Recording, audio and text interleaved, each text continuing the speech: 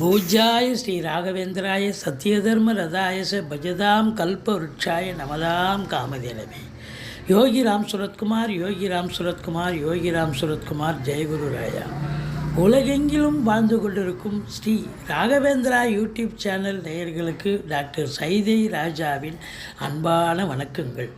நாம் இப்பொழுது இந்த எபிசோடில் வார ராசி பலன்களை சொல்ல இருக்கிறோம்.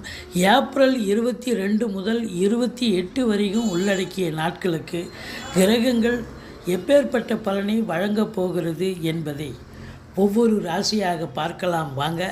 அதற்கு முன் எங்களுடைய சேனலை பார்த்து கொண்டிருக்கும் அன்பர்கள் இதுவரைக்கும் சப்ஸ்கிரைப் செய்யாதவர்கள் சப்ஸ்கிரைப் செய்து கொள்ளும்படி கேட்டுக்கொள்கிறோம். ரைட் சைடில் சப்ஸ்கிரைப் இருக்கும், பெல் பட்டன் இருக்கும், ரெண்டுத்தையும் ப்ரெஸ் பண்ணிங்கன்னா அடுத்த நொடியே எங்களுடைய வீடியோ உங்களை நோக்கி வர துவங்கிவிடும். இந்த வாரத்தில் ஏப்ரல் 23 சித்ரா பௌர்ணமி, அதாவது பௌர்ணமி வருகிறது. இது சித்திரை மாத பௌர்ணமி, மிக விசேஷம். வாங்க ராசிக்குள் செல்லலாம். கடக ராசி காலபுருஷனுக்கு 4வது ராசி. புனர்பூசம் 4ஆம் பாதம், பூசம் ஆயில்ய நட்சத்திரம் உள்ளடக்கியது. இந்த வார கிரகங்கள் இந்த ராசிக்கு எப்பேற்பட்ட பலனை வழங்கும் அப்படின்னு பார்த்தீங்கன்னா, ராசிக்கு 10ஆம் இடத்தில் குரு பகவான் இருக்கிறார், சூரியன் இருக்கிறார், 2 கூடிய சூரியன். 9ஆம் இடத்தில் ராகு, அஷ்டமஸ்தானத்தில் சனி பகவான் இருக்கார், 8ஆம் இடத்தில். இப்படி கிரகங்களுடைய சஞ்சார நிலை, குருவினுடைய சஞ்சார நிலை, பார்வை நிலை இதெல்லாம் வச்சு பார்க்கும் பொழுது இந்த கடகராசி அன்பர்களுக்கு அஷ்டமத்து சனி போயிட்டுருக்குன்னு பயப்பட வேண்டாம். குரு பார்வை கோடி நன்மை. குரு 2ஆம் இடத்தை பார்க்குறார். குடும்பஸ்தானத்தை குரு பார்த்து குடும்பத்தில் எல்லோரும் ஒத்துமையாக இருக்கணும், நல்ல காசு பண வரவு திருப்திகரமாக இருக்கும், குடும்பத்தில் அமைதி, நிம்மதி, சந்தோஷம், குதூகலம் ஏற்படும். இருந்த போதிலும் கணவன் மனைவி இடையே கருத்து வேறுபாடு வரும். அஷ்டமத்து சனி. விட்டு கொடுத்து போகணும், விட்டு கொடுத்து பழகணும். அதே நேரத்தில் வாழ்க்கை துணை அல்லது மனைவியால் யோக பாக்கியங்கள் கிடைக்கக்கூடிய காலகட்டம் அப்படின்னு சொல்லலாம். ஏன்னா 8ஆம் இடத்து அதிபதி சனி பகவான் ஆட்சி பீடம் மூலத்திரிகோணம் வீட்டில் இருக்கார்.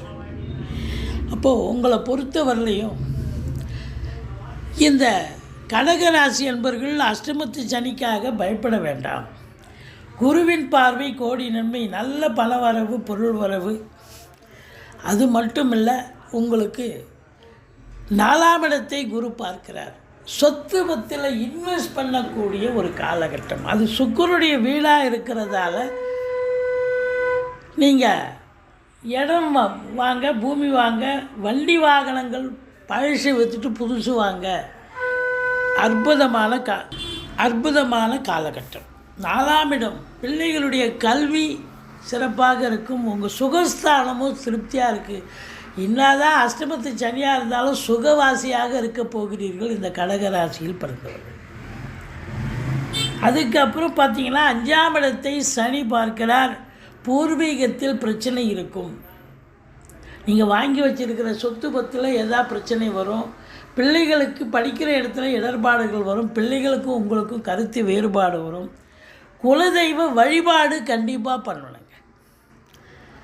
6ஆம் இடம் குரு பார்வையில் இருக்கிறதால எதிரிகள் ஓடி ஒளிவார்கள். கடன் சுமை படிப்படியாக குறையும். கோர்ட்டில் கேஸ் எதாக இருந்தால் சாதகமாக தீர்ப்பு வரும். சொந்த தொழில் செய்யக்கூடிய அன்பர்களுக்கு நம்பிக்கைக்கு பாத்திரமான பணியாளர்கள் கிடைப்பார்கள்.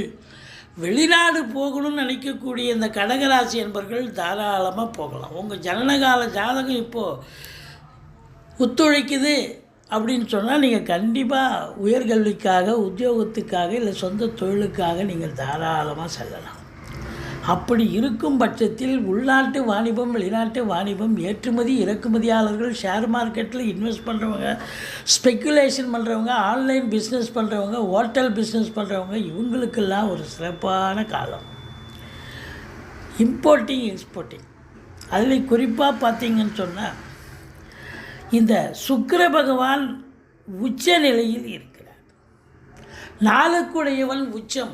வண்டி வாகனங்களால் ஆதாயம் கிடைக்கணும்னு விதி இருக்குது.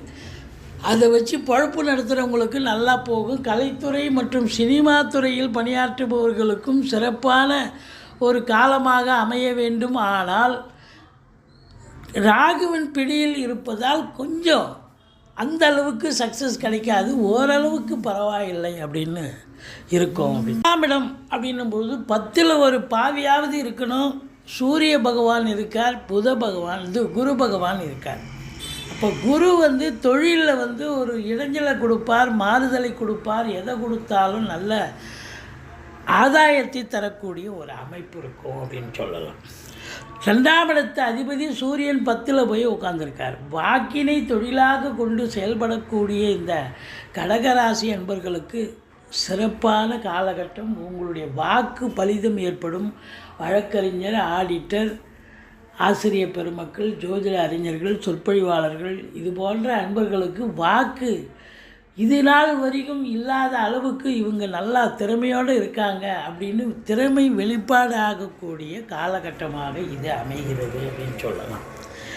மொத்தத்தில் பார்க்கும் பொழுது இந்த கடகராசி அன்பர்கள் சங்கடம் தீர்க்கும் சனி பகவானை மங்களம் பொங்க மனமொய் திரள்வாய் சச்சரவின்றி சனீஸ்வர தேவை இச்சகம் வாழ்க இன்னருள் தாத்தா. இந்த ஸ்லோகத்தை சொல்லுங்கள். சனிக்கிழமை தோறும் எள்ளெண்ணெய் தீபம் இட்டு வாருங்கள். உங்களுக்கு சனி பகவானால் ஏற்படக்கூடிய தீய பலன்கள் ஓரளவுக்கு கட்டுக்குள் இருக்கும். ஆனால் மற்ற கிரகங்கள் உங்களுக்கு சாதகமாக இருக்கின்றன. இந்த ராகு பகவான் 9ல் இருக்கிறதால தந்தைக்கு சில நேரங்களில் இடர்பாடுகள் வரலாம். சூரியனையும் சனி பார்க்குது. தந்தைக்கு தேக ஆரோக்கியத்தில் இடர்பாடுகள், இல்லை அவர் வேலை பார்க்குற இடத்துல அவருக்கு இன்னல்கள். மற்றபடி அரசாங்கத்தில் உயர் பதவியில் இருக்கும் அன்பர்கள் கூட கொஞ்சம் எச்சரிக்கையாக தான் இருக்கணும். ஐஏஎஸ், ஐபிஎஸ், ஐஎஃப்எஸ் அதற்கு நிகரான பணியில் இருக்கும் அன்பர்கள் ரொம்ப விழிப்புணர்ச்சியோடு இருக்கும். மற்றபடி இந்த மீடியா, பத்திரிகை துறை இவங்களுக்கும் ஒரு லெபோரியஸ் அதிகமான உழைப்பு இருக்கும். அதனால் கொஞ்சம் அனுசரித்து போக வேண்டிய சூழல் இருக்குது. நீங்கள் துர்க்கையை வழிபாடு செய்யுங்கள். மற்றபடி குறை ஒன்றும் இல்லை. வாழ்க்கை வளமோடும் நலமோடும் அமையும். இந்த 3ஆம் இடத்துல கேது, இளைய சகோதரர்களுக்கும் உங்களுக்கும் கருத்து வேறுபாடு வரும். ஆனால் 3ஆம் இடத்து கேது உங்களுக்கு பொருளாதார ரீதியாக உங்களுக்கு பெரிய நன்மைகளை தரக்கூடிய நிலையில் இருக்கிறார் என்று சொன்னால் மிகையாகாது. எங்களுடைய வீடியோ பிடிச்சிருந்தால் லைக் பண்ணுங்கள், ஷேர் பண்ணுங்கள், சப்ஸ்கிரைப் பண்ணுங்கள். மறக்காமல் சப்ஸ்கிரைப் பண்ணுங்கள். நன்றி. வாழ்க வளமுடன்.